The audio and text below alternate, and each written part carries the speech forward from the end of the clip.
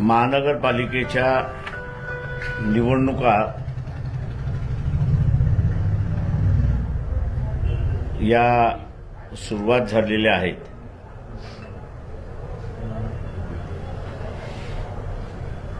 अकोला महानगरपालिकेच्या निवडणुकीमध्ये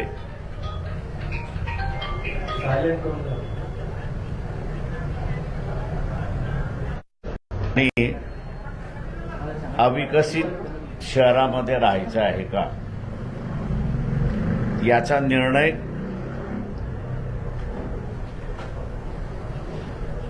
महानगरपालिकेच्या निवडणुकीमध्ये द्यायचा आहे। याचं उत्तरदायित्व मी असं मानतो की या शहरातला जो बुद्धिजीवी आहे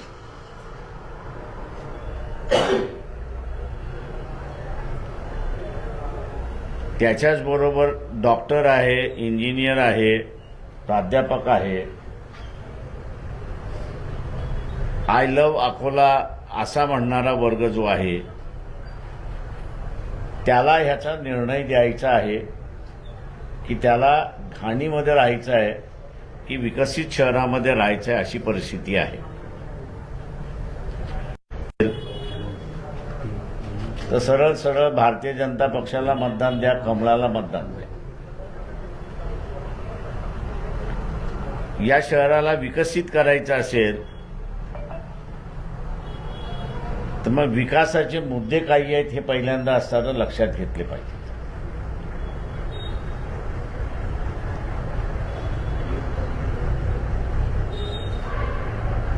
या शहरामध्ये ज्याची गरज आहे ती म्हणजे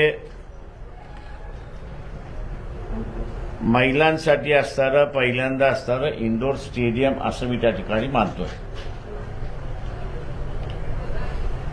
दुसरं जे आहे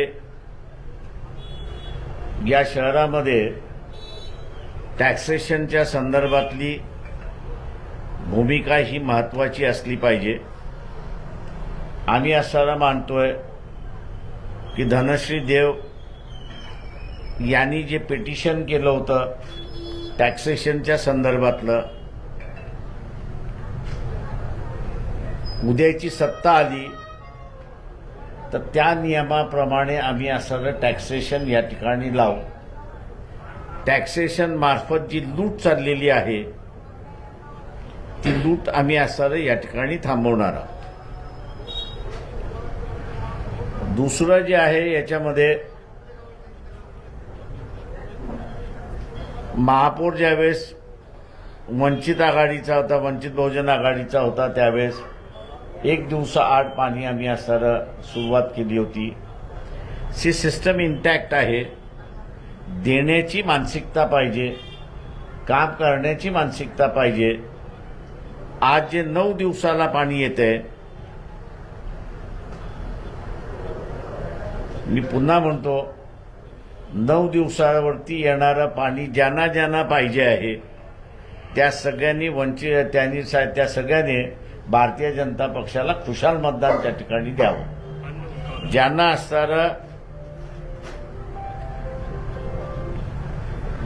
असणारं 1 दिवसाआड पाणी पाहिजे त्या सगळ्यांनी वंचित बहुजन आघाडीला मतदान करावं हे आम्ही त्यांना म्हणतोय। शहर वाढते आणि त्याच्यामुळे आपण असणारा वाहन धरणाकडे त्या ठिकाणी पाहतो पाणी रिझर्व्ह करण्यासाठी, पण आपल्या बाजूला असणारं जे आहे दगडपाडवा धरण त्याच्याकडे आपण असणारा पाहिलेलं नाही। तर ते दगडपाडवा धरण हे तसं स्टोरेज धरण आहे, तर त्याच्यातलंही पाणी ह्या शहरासाठी रिझर्व्ह करता येतं आणि ते रिझर्व्ह करायचं असेल तर महानगरपालिकेची डिमांड त्या पद्धतीने गेली पाहिजे तर ती रिझर्व्ह होईल अशी परिस्थिती आहे। या शहरामध्ये अगोदर असणारं ओपन थिएटर बांधण्यात आलं होतं, पण आत्ताच्या ह्याच्यामध्ये त्याची ना दुरुस्ती ना डागडुजी त्या ठिकाणी असणारं होते। याला नव्यानं ओपन थिएटरच आणि हे मल्टी ओपन थिएटर त्याच्यामध्ये आपल्याला करता येतं. ते करण्याचं आम्ही असं या ठिकाणी म्हणतोय. दुसरं जे आहे त्याच्यामध्ये सगळ्यात महत्त्वाचा प्रश्न आहे आणि शहरं जशी वाढत चालली आहेत ते म्हणजे डम्पिंग. घाण कचरा जो आहे तो डम्पिंग हा जो सगळ्यात मोठा इश्यू आहे. या शहरातले 4 भाग विभाजन केले आणि त्या 4 भागामधला असणारं 4 वेगवेगळे डम्पिंग ग्राउंड्स करण्यात आले. तर प्रक्रिया करण्यासाठी आता असणारं सॉलिड वेस्ट, ज्याला कॉर्पोरेशनचं वेस्ट आहे त्याला सॉलिड वेस्ट म्हणतात, ते सॉलिड वेस्ट एका अर्थाने गोल्ड आहे, सोनं आहे. त्याला कन्वर्ट आतापर्यंत केलं पाहिजे होतं, परंतु भारतीय जनता पक्षाच्या असणाऱ्या रुलिंग पार्टीने महानगरपालिकेच्या त्या संदर्भात काही केलेलं नाही. तो उलट वारंवार ज्या ठिकाणी डम्पिंग ग्राउंड आता आहे त्या ठिकाणी 2 महिन्यानंतर 3 महिन्यानंतर असणारं उपोषणाला बसतात. कारण का आरोग्य शहराचं बिघडत चाललंय अशी असणारी परिस्थिती आहे. आणि म्हणून याची व्यवस्थितरित्याने ज्याला आपल्याला म्हणता येईल की विल्हेवाट लावणं हे लावता येतं आणि तो आमच्यातला असणारा कार्यक्रम आहे.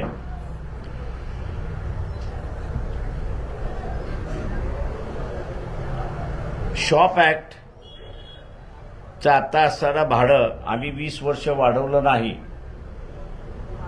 आणि म्हणून एकंदरीत 6,000चं भाडं जे वाढवलेलं आहे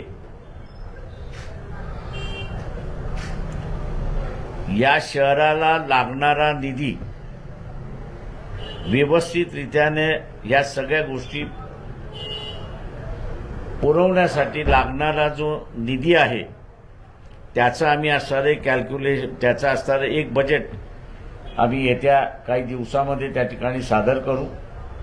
पण त्या हिशेबाने आम्ही असणारं ज्यावेळेस धरतो त्यावेळेस 6,000चं हा जो शॉप ॲक्ट वाढवलेला आहे अर्धा जरी केला तरी या शहराच्या रेव्हेन्यूमध्ये फार फरक पडत नाही अशी परिस्थिती आहे. आणि म्हणून तो हाफ करण्याचा आम्ही त्या ठिकाणी ठरवलेला आहे. आपल्याकडे असणारं एकच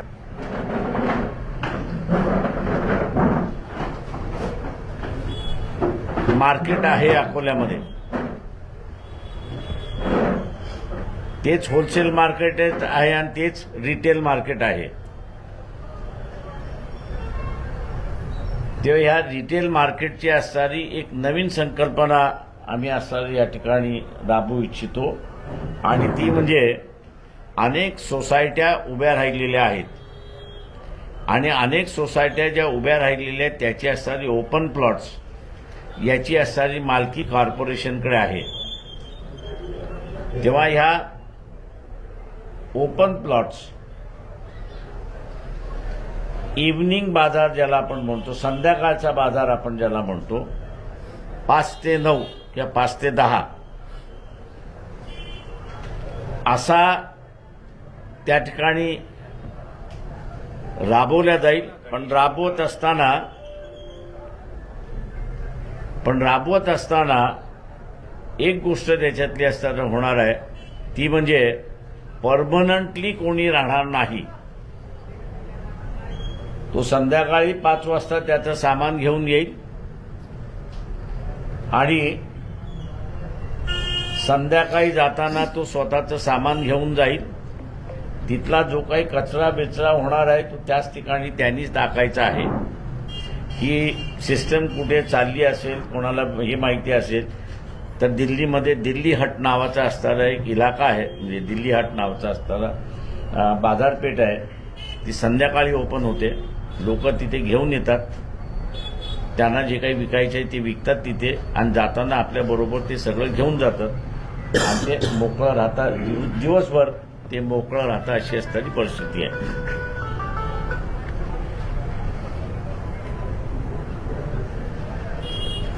जनता बाजार जे आहे, मी जसं म्हणालो, रिलायन्सला देण्याचा घाट घातला जातोय. आमचा त्याला असणारा विरोध आहे. बाजार आहे ते महानगरपालिकेचंच बाजार राहिलं पाहिजे, ते कुठल्याही प्रायव्हेट सेक्टरला जाता कामा नये. तापडिया नगरचा असणारा ब्रिज गेले 9 वर्ष रिंगाळतोय रेल्वेवरचा. त्याचं कंप्लीट करण्याचं असणारं आश्वासन आम्ही असणारं त्या ठिकाणी देतोय.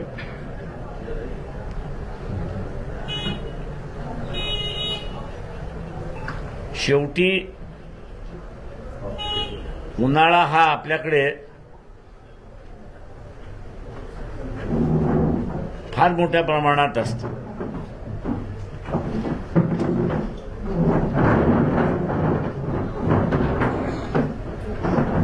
आणि शहरामध्ये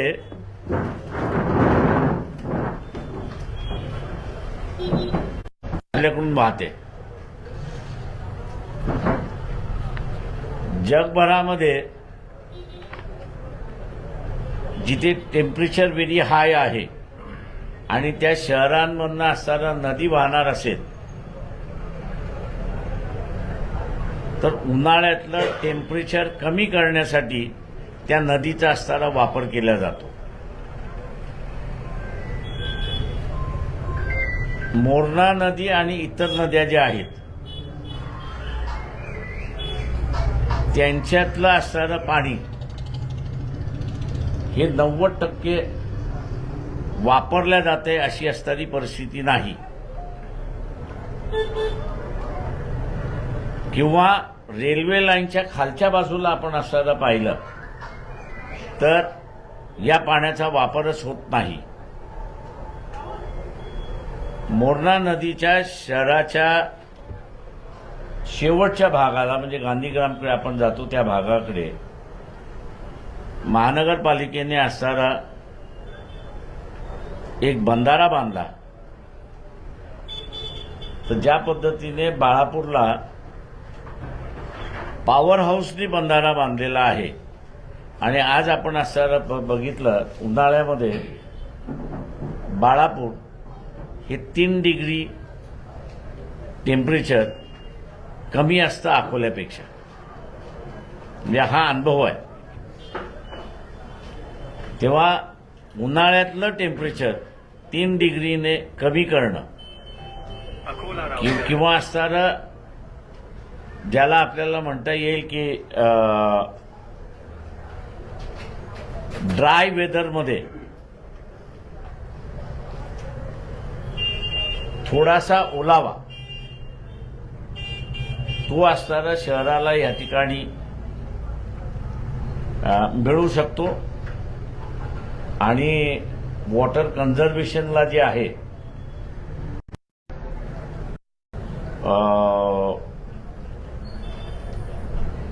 निधी देत असतो.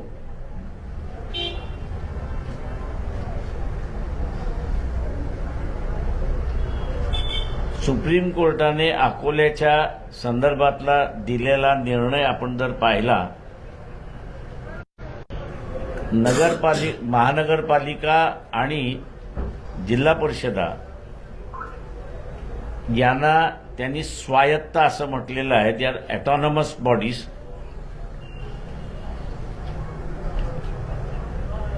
कल्पना पुन्हा अकोला महानगरपालिका वंचित बहुजन आघाडीच्या सत्ता आली तर ही सेंट्रल गव्हर्नमेंट स्टेट गव्हर्नमेंट या दोघांच्या ज्या योजना असतात या योजनेला कॉर्पोरेशन हे एजन्सी आपल्याला करता येते. आणि कॉर्पोरेशन ही एजन्सी केली आपण एकदा तर मग त्या कामाचं फर्स्ट प्रेफरन्स त्या कॉर्पोरेशनला मिळतं. म्हणजे समजा आता असणारं कॉर्पोरेशनचं बजेट आपण ढोबळपणाने मी असं धरतोय की 1000 कोटीचं आहे असं धरून चालू. आणि आपलं उत्पन्न जे आहे ते असणारं 800 कोटीचं उत्पन्न आहे. 200 कोटीचा गॅप आहे असं आपण त्या ठिकाणी धरलं तर स्टेट सेंट्रल गव्हर्नमेंट कॉर्पोरेशनकडे इन्फ्रास्ट्रक्चर असल्यामुळे म्हणजे इंजिनिअरिंगचं इन्फ्रास्ट्रक्चर आहे, आर्किटेक्चरचं असणारं इन्फ्रास्ट्रक्चर आहे, बजेटिंग करणारं असणारं इन्फ्रास्ट्रक्चर आहे, मॉनिटरिंग करणारं असणारं इन्फ्रास्ट्रक्चर आहे आणि हे इन्फ्रास्ट्रक्चर असल्यामुळे एजन्सी म्हणून आपण असणारं काम केलं तर हा जो बजेट डेफिशियन्सी जो आहे तो बजेट डेफिशियन्सी आपल्याला असणारं या ठिकाणी भरून काढता येईल आणि इक्वलायझेशन जे आहे ते इक्वलायझेशन आपल्याला या ठिकाणी करता येईल. मी अकोल्यातल्या रहिवाशांना असणारं आवाहन करणार आहे की यावेळेस तुम्ही वंचित बहुजन आघाडीला मतदान करा, सत्ता द्या. मुंबई कॉर्पोरेशन ज्या पद्धतीने एक इंडिपेंडेंट आहे म्हणजे तिला ना तर सेंट्रलची गरज लागत ना राज्याची गरज लागत, याचं कारण की गेल्या 200 वर्षाच्या कालावधीमध्ये कॉर्पोरेशनच्या त्यांचं डेड स्टॉक असं म्हणजे लाईफ डेड स्टॉक मी असं म्हणेन. वेगवेगळ्या बँकांमध्ये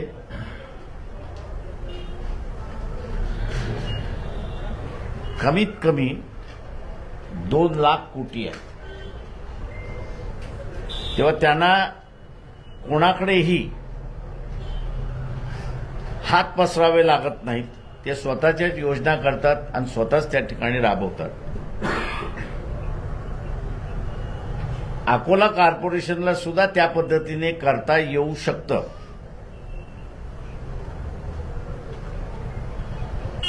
आता कुठेतरी मी असं म्हणेन की अकोल्यातले काही यंगर जनरेशन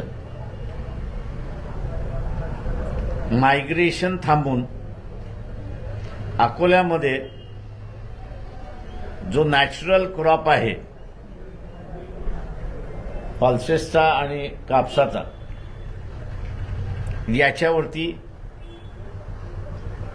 प्रोसेसिंग करणारे युनिट्स त्यांनी उभ्या केलेले आहेत किंवा करतायत किंवा इन पाईपलाईन आहे. पण या सगळ्यांची असणारी डिफिकल्टी एक आहे की कनेक्टिव्हिटी अकोल्याला चांगली आहे, म्हणजे रेल्वेची कनेक्टिव्हिटी आहे, एअरची ही कनेक्टिव्हिटी आहे, रोड्सची ही कनेक्टिव्हिटी आहे, पण बिझनेस सेंटर्स ज्याला आपण म्हणतो ते बिझनेस सेंटर्स अजून उभे राहिलेले नाहीत. त्याच्यामुळे इथला व्यापारी आणि बाहेरचा येणारा व्यापारी याचे असणारे जे मीटिंग पॉइंट्स मी जसं म्हणतो बिझनेस सेंटर्स झाले पाहिजे ते नाही आहेत. आणि ते जर झालं तर मी असं म्हणेन की कॉर्पोरेशन इंडिपेंडेंटली आपला असणारा एक व्यवसाय टॅक्स म्हणून लावून मी जो म्हणालो होतो की एक लाईफ स्टॉक सारखं सस्टेनेबल फंड हा जो डेव्हलप करता येईल तो या ठिकाणी होऊ शकतो अशी असणारी परिस्थिती आहे. पण माझ्या पुढचा जो प्रश्न आहे तो म्हणजे अकोल्यातला मतदार, मग तो डॉक्टर असेल, इंजिनियर असेल, शिकाऊ असेल, बिगर शिकाऊ असेल, याच्या डोक्यामध्ये 2 गोष्टी फार महत्वाच्या बसलेल्या आहेत. त्या म्हणजे एक धर्म आणि दुसरी जात. या दोघातून बाहेर पडले तर आत्ता जे काही कापसाचा विकास होतोय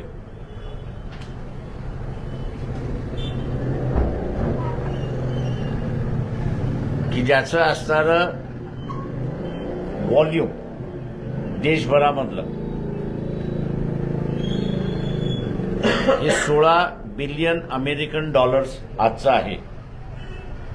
म्हणजे 1,30,000 कोटीचा असणारा जो व्यापार आहे, त्या व्यापाराच्या हिशेबाने आपण असं बघितलं तर अकोला हे 7% कापूस प्रोड्यूस करतं देशभरामधला. म्हणजे 7% हा कॉन्ट्रीब्युशन हा अकोल्याचा आहे. आता हाच यंगर जनरेशननी मी जसं म्हणालोय की प्रोसेसिंगवरती जोर दिलेला आहे, मॅन्युफॅक्चरिंगवरती जोर दिलेला आहे. याची सस्टेनेबिलिटी वाढवायची असेल तर ही सस्टेनेबिलिटीसाठी तुम्हाला बिझनेस सेंटर्स हे ओपन करावे लागतील. आणि हे बिझनेस सेंटर्स ओपन करण्याची मी जसं म्हणालो की कॉर्पोरेशनलाच लीड घ्यावी लागेल. याचा बिझनेस सेंटर ओपन करण्यासाठी सेंट्रल गव्हर्नमेंटच्या यावेळेसच्या बजेटमध्ये माझ्या माहितीप्रमाणे 35,000 कोटी आहेत.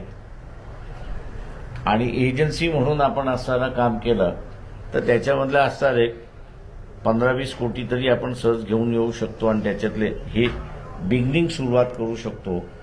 त्याच्यामुळे माझं अकोल्यातल्या मतदारांना धर्म आणि जात या दोन गोष्टी बाजूला ठेवा, पुढच्या पिढीचा विचार करा आणि अकोला हे एक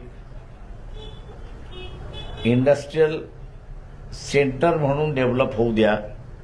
ती करण्याची क्षमता बहुजन आघाडीच्या टीममध्ये आहे, एवढं मी सांगू शकतो. घाणीत राहायचं असेल तर बीजेपीला मतदान द्या. एजेंडा म्हणावा लागेल हा आमचा अजेंडा. तुमचा वैयक्तिक हा वंचितचा पूर्ण एजेंडा आहे. अकोल्याचा अजेंडा आहे. अकोल्याचा अजेंडा आहे. तर अकोल्यात युती होणार आहे की नाही म्हणावं तो नाही बरोबर काँग्रेस बरोबर असेल किंवा ज्या प्रकारे चांदूर रेल्वेत केली शिवसेना राष्ट्रवादी. ओबाटा बरोबरही झाली, आमची शिवसेनेबरोबरही झाली, अजित पवाराबरोबर झाली, काँग्रेस बरोबर झाली. स्थानिक लोक जे निर्णय घेतील ते घेतील. बऱ्याच बिटवीन द लाईन जे आहे की एक तर तुम्ही तुमचा जाहीरनामा जाहीर केलाय, म्हणजे पक्षाचं काय हे आहे. दुसरा विषय असा आहे की तुम्ही सांगितलं की आम्हाला पूर्ण सत्ता द्या, म्हणजे तुम्ही सोबळावर लढणार आहात. दोन्ही गोष्टी शिक्कामोर्तबाद झाल्या समजायचं. ते मी असं म्हटलंय, घाणीत राहायचं असेल तर बीजेपीला मतदान द्या. कोणी द्या तर डॉक्टरांनी द्या, इंजिनियरनी द्या, वकिलांनी द्या, प्राध्यापकांनी द्या, आय लव्ह अकोला म्हणणाऱ्यांनी द्या. आता तुम्हाला जर त्याच्यातून बाहेर पडायचं असेल तर we are one of the players. आमच्यासारखे अनेक प्लेयर्स आहेत. तुम्ही प्रेसमध्ये आणखी एक मुद्दा मांडला की जात आणि धर्म मानणारे अकोल्यावाले. त्यांनी जर म्हणलं जात आणि धर्मासाठी आम्हाला घाणीत राहणे आवडेल तर मग तो निर्णय त्यांनी द्यावा ना. आम्ही कुठे नाही म्हणतोय. त्यांनी बीजेपीच्या बाजूने निर्णय दिला तर निकष हाच निघतो की त्यांना घाणीत राहायचंय. वेल अँड गुड. लोकशाहीचा निर्णय आहे, तो मान्य करावा लागतो तुम्हाला. मला काँग्रेससोबत युती फायनल समजायची काय? काँग्रेससोबत जे तुमची बोलणी चालू आहे. मी तुम्हाला काय म्हणालो, ओबाटा शिवसेनेबरोबर सुद्धा बोलली चाललेली आहे. एकनाथ शिंदे शिवसेनेबरोबर सुद्धा बोलली चाललेली आहे. अजित पवारांबरोबर सुद्धा बोलली चाललेली आहे. शरद पवारांबरोबर सुद्धा बोलली चाललेली आहे. काँग्रेस बरोबर सुद्धा बोलली चाललेली आहे. जी बोलली चालली नाही ती फक्त बीजेपी बरोबर. आणि ह्या सगळ्या ठिकाणी एका बरोबर नाही, वेगवेगळ्या ठिकाणी आहे. त्याच्यामुळे आम्ही असं जिल्ह्यांना सांगितलं की तुम्हाला जे पाहिजे ते करा आणि निवडून या. भाजपकडून तुम्हाला कोणतेही पक्ष चालेल सोबत. हाय. बाळासाहेब, बाळापूरला आपली मतं ट्रान्सफर नाही झाली तर तुम्ही स्थानिक आघाडीला कोणता संदेश देतात त्याला? बाळापूरला दलित आणि मुस्लिम ही मतं ती ट्रान्सफर झाली नाही, ज्यामुळे तुमचं ते पराभव झाला. तुमचा अनालिसिस पूर्णपणे चुकीचं आहे. त्याच्यामुळे नो कॉमेंट्स. माझ्याकडे असताना माझ्याकडे प्रभाग वाईज जी मतदान मला मिळतं किंवा विधानसभेमध्ये आम्हाला मिळालं त्याच्यापैकी प्रभाग वाईज किती किती कमी झाली आणि कुठल्या कुठल्या वस्तीमधली कमी झाली तीही आमच्याकडे आहे. त्याच्यामुळे असं पराभव तुमचा का? पराभव झाला मी मान्य करतो पराभव झाला. त्याचे कारण काय असतील? त्याची अनेक कारणं आहेत ते ह्याच्यामध्ये नाही मी चर्चा करत. हे डायव्हर्ट करत नाही आम्ही. त्याच्यामुळे तुम्हाला असं विचारायचं असेल तर आज याच्यावरतीच विचारा, नाही तर प्रेस कॉन्फरन्स संपली. बाळासाहेब, तुम्ही सर्व पक्षांसोबत तुमची बोलणी सुरू आहे. समवॉट नियर अबाउट कोणासोबत फायनल होत आहे चर्चा अशी कुठे ते आहे? व्हेरियस स्टेजेस आहेत, व्हेरियस महानगरपालिकेमधले आहेत. नियर अबाउट कुठे होणार आहे किंवा जवळपास ते- चर्चा झाली का? असं आहे, त्याच्यामध्ये वाटाघाटी ह्या चालत राहतील शेवटपर्यंत. 29 तारखेला आम्हाला एक्झॅक्ट पिक्चर येईल की कोण कुठं कोणाबरोबर समझोता करते ते. मुंबईमध्ये जागा वाटपासंदर्भात काही बोलणं झालं का तुमच्याकडनं? नाही, ते सगळं धैर्यवान फोनकर बघतात तिथे मुंबई. बाळासाहेब, नवोदय तयार आहे. अकोला के लिए किसी के साथ युति? अभी तक तो किसी का प्रस्ताव नहीं आया है. तिसरी आघाडी आपल्याकडे आली होती. नवरदेव तयार आहे, मुली पाहणं सुरू आहे. मात्र शेवटी लग्न कोणत्या मुलीसोबत केलं? तुम्ही सांगितलं सर्वांची चर्चा झाली. म्हणून मी म्हटलं ना, सगळ्या मुली पाहणं आहेत हे बरोबर आहे. जी पसंत ती आहे, पसंत आली तिच्या बरोबर होणार. मुलगी आली होती तुम्हाला. अजून झालीच नाही ना, अजून झालीच नाही तर कुठं सांगणार. चहा पाण्याचा कार्यक्रम सुरू आहे. सर, बड़े पक्षों के साथ अगर नहीं होती है युति तो जो छोटे मोटे घटक होते हैं जैसे छोटी छोटी पार्टी होती जब उनके साथ में तो हो रहा है, उनको हम लोग बचा रहे हैं. साहेब, यांनी जे बंडखोरी केलेली आहे भारतीय जनता पार्टीसोबत तिसरी आघाडी तिसरी आघाडी आपल्याकडे आली होती का? जसे हरीश आलिमचंद आणि अशोक पवार. ते महिन्याभरापूर्वी येऊन गेले होते सगळे. मी म्हटलं तुमचा अगोदर शेप होऊ द्या आणि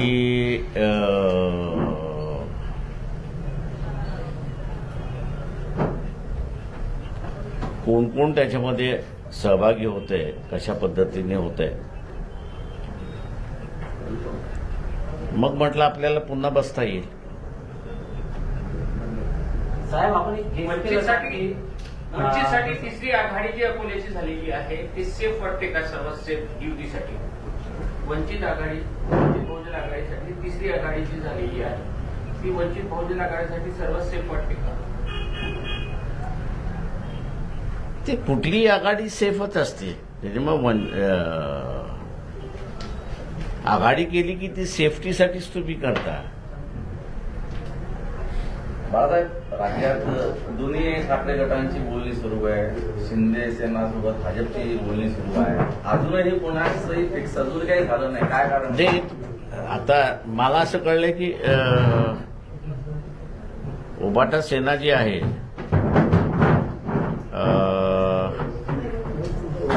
त्यांचं सेटल झालंय असं मला कळलंय. सॉरी बाळासाहेब. नाही, उबाटा सेना जी आहे आणि राज ठाकरे जी आहे यांच्या ॲज कुठे सेटल झाले असं आम्हाला कळलेलं आहे. त्याच्यामध्ये राज ठाकरे म्हणतात जोपर्यंत जागा वाटपाचं होत नाही तोपर्यंत काही डिक्लेअर करू नका अशी ठाम भूमिका घेतली. हो, ते त्यांचं ठरलेलं आहे माझ्या अंदाजानं. म्हणजे फॉर्म्युला ठरलेला आहे की किती किती घ्यायचा. ते एखाद्या दुसऱ्या सीटवरनं वादावादी होत राहणारच. साहेब, तुम्ही अकोला विकासाच्या बाबतीत बोलले तर अकोल्याच्या भूमिगत गटार योजनेच्या बाबतीत तुम्ही बोलले नाही. कारण भूमिगत गटार योजनेची ही पाईपलाईन जी आहे ती फक्त 9 इंच टाकण्यात चाललेली आहे. एक लक्षात घ्या की ही पाईपलाईन याला तुम्हाला जर दोष द्यायचा असेल कोणाला तर आता आजारी आहेत पण नाव सांगतो त्याच्यामध्ये तुम्ही असणारा धोत्रे साहेबांना तुम्ही असणारा त्याचा दोष द्या. कारण का 350 कोटी त्यावेळेस असणारी योजना म्हणून मी म्हटलं की गटार योजना जी आहे ती मुद्दामून मी केलेली नाहीये. जी ज्याचा मास्टर प्लॅन असणारा सेंट्रल गव्हर्नमेंटने करून दिला होता आपल्याला आणि त्याच्यातले 350 कोटी रुपये त्यांनी आपल्याला सँक्शन दिले होते, आलेही होते आपल्याकडे अकोला महानगरपालिकेत. पण खासदारांनी पत्र दिलेलं आणि ते मी त्यावेळेस हे केलं होतं की अकोल्याला गटार योजना नको. आता मी काही खासदार नव्हतो धोत्रे साहेब इथले खासदार होते, त्यांनी असणारं ते पत्र दिलं आणि ते पत्र दिल्यानंतर अजित पवारांनी फायनान्स मिनिस्टर असल्यामुळे त्यांनी बारामतीकडे ते पैसे वळवले. मला फोन करून सांगितलं, प्रकाशराव तुमचे पैसे मी पळवले, आणि त्यांनीच मला ते खासदाराचं पत्र दिलं मग हातात. आणि आताची जी योजना आहे ही अनवर्केबल आहे, तिला रिवाईज करावं लागेल अशी परिस्थिती आहे आणि त्याचं नव्यानं मास्टर प्लॅन तयार करावा लागणार आहे. त्याच्यातला सगळ्यात मोठा फ्लॉ सांगतो की अपस्ट्रीमला डिस्पोजल दाखवलेला आहे. आता अपस्ट्रीमला डिस्पोजल तुम्हाला दाखवायचं असेल तर त्याला पंपिंग करावं लागतं. म्हणजे 24/7 जसं आपण म्हणतो तसं हे 24/365 डेज सारखं तुम्हाला पंपिंग करावं लागणार आहे आणि त्या इलेक्ट्रिसिटीचं वीज आणि बिल हे आपल्याला भरावं लागेल अशी परिस्थिती आहे. सर, मी याची चौकशी केली असता त्यांनी सांगितलं की फक्त याच्यामध्ये मलमिश्रित पाणी जाणार आहे. त्या 9 इंची पाईपलाईन मधून, जसं आपल्या घरचा आउटलेट 6 ते 7 इंच आहे, पण ऍक्च्युली जर पाहिलं तर ती पाईपलाईन 9 इंचाची टाकल्या गेलेली आहे. आणि नदीतही त्यांनी पाईपलाईन, कसं तुम्ही आता नदीचं बोलतो की नदीत एक तळ तयार करायला पाहिजे आणि तिथं वातावरण आहे. तुम्हाला काय कशासाठी आता असताना नवीन टेक्नॉलॉजी अशी आली आहे की मी आता तुम्हाला जे सांगितलं की सॉलिड वेस्ट हे आता सोनं आहे, सोन्याच्या भावामध्ये चाललेलं आहे. ते प्रॉपर प्लॅनिंग नसल्यामुळे आणि जुना असलेला प्लॅन रिजेक्ट करून का त्याच्यात खाता येत नाही म्हणून तो रिजेक्ट केला आणि खाणारा प्लॅन तयार केलेला आहे. महापालिकेच्या व्यतिरिक्त एक प्रश्न आहे, तो राज्यातल्या जेवढ्या कृषी जिल्हा परिषद आहेत त्यातल्या ज्या 20% कृषीच्या योजना होत्या त्या सगळ्या वळत्या गेल्या स्टेट. पण त्याच्या मागचं काय लॉजिक असावं? पैसे नाही आहेत.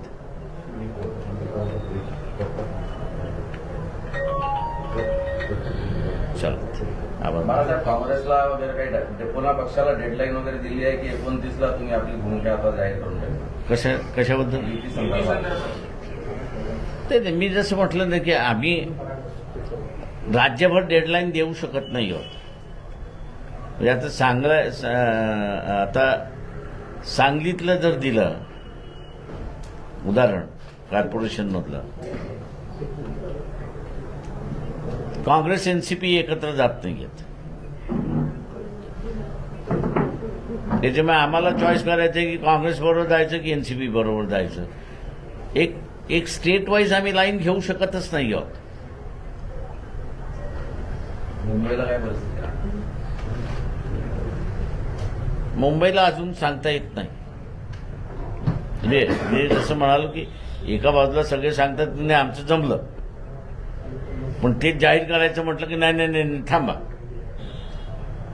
तुम्ही 50%च्या फॉर्म्युलावर ठाम आहात का? 50% कशाचे जागा वाटतात कुठल्या? सर्वच ठिकाणी. तुम्ही सांगितलं की बरोबरीची बोलणी होणार प्रत्येक ठिकाणी. हो. 100 आम्ही असं आता नगरपालिकेमध्ये बऱ्यापैकी आलेलो आहोत. Without funds, without. तुम्ही एक बातमी काल अशी होती की तुम्ही 50 जागांबद्दल आग्रही आहेत मुंबईत, तर 50-50 म्हणत असाल तर जवळपास 112-113 आठवडा जाईल. आम्ही असं तिथे आता 200 जागेंच्या लढण्याच्या तयारीमध्ये आहोत.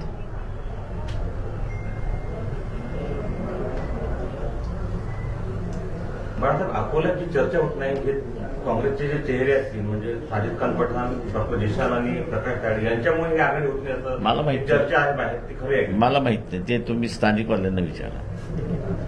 नाही म्हणजे तुम्ही तसे काही निर्णय दिले काय ठिकाणी?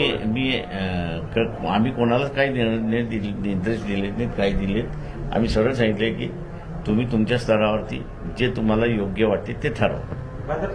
फक्त एकच आमची अट आहे की नो बीजेपी. बाळासाहेब, छोटंसं विचारायचं, ज्या विधानसभेच्या वेळेस आणि लोकसभेच्या वेळेस जर तुमच्या पक्षावर तर तुमच्या वैयक्तिक टीका काँग्रेसमधल्या काही लोकांनी केली, वैयक्तिक तुम्हाला टार्गेट करण्याचा प्रयत्न केला होता.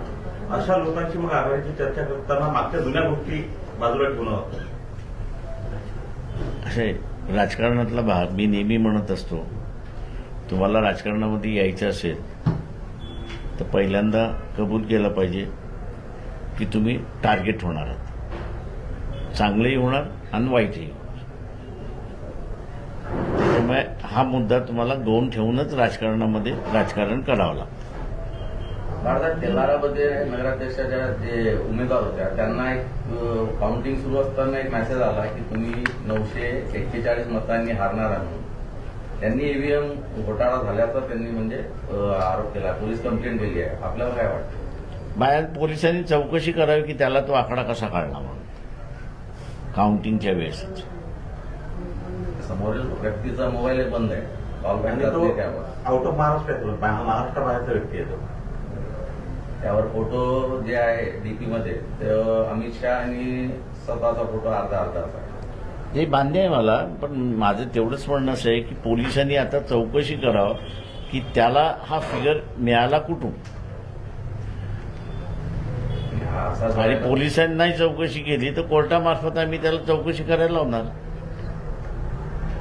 जिल्हा परिषदला असं काय घडू शकते का? या सगळ्या मशीन ज्या आहेत मी जसं म्हणालोय म्हणजे या मॅन्युप्युलेटेड आहेत. जिथे जो उमेदवार समजा 200 मतांनी जिंकून आलेला आहे असं धरा की फॅक्च्युअली तो 2000 जिंकून आलेला आहे.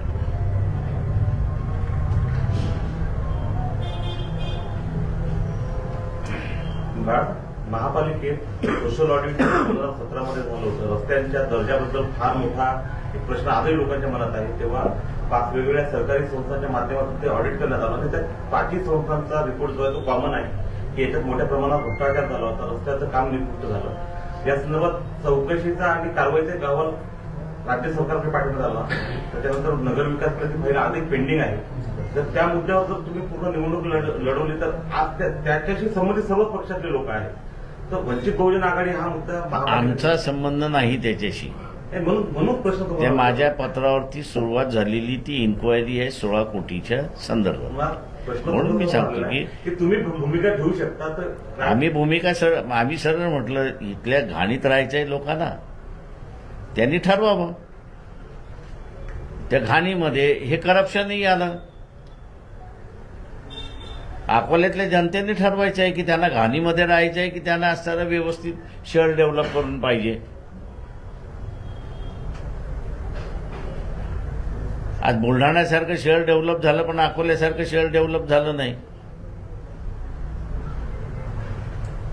हे लोकांनी ठरवायचं आहे. प्रचारात मुद्दा असेल का सोशल आमचा आहे तो प्रचारात म्हणतो, आम्ही ओपनली सांगतोय. तुम्ही न कट करता आमची असणारी मुलाखत छापा. ऑडिट? चला.